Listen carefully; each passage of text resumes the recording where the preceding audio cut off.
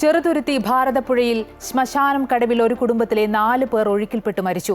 ചെറുതുരുത്തി സ്വദേശി ഓടക്കൽ വീട്ടിൽ കബീർ, ഭാര്യ ഷാഹിന, ഇവരുടെ മകളായ 10 വയസ്സുള്ള സറ, ഷാഹിനയുടെ സഹോദരിയുടെ മകൻ 12 വയസ്സുള്ള ഫുവാദ് എന്നിവരാണ് മരണപ്പെട്ടത്. ഇന്ന് വൈകിട്ടോടെയായിരുന്നു അപകടം. ഇന്ന് വൈകിട്ട് ഭാരതപ്പുഴയിൽ സന്ദർശനത്തിനായി എത്തിയതായിരുന്നു ഇവർ.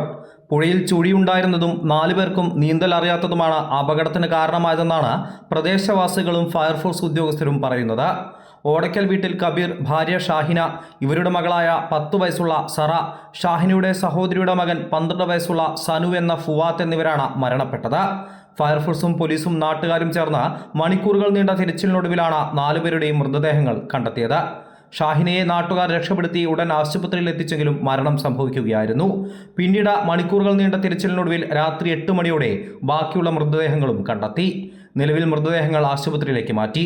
ഇന്ന് തന്നെ ഇൻക്വസ്റ്റ് നടപടികൾ പൂർത്തിയാക്കി നാളെ തൃശൂർ മെഡിക്കൽ കോളേജിൽ പോസ്റ്റ്മോർട്ടം നടത്തുമെന്ന് അധികൃതർ അറിയിച്ചു. അമൃത ന്യൂസ്, തൃശൂർ.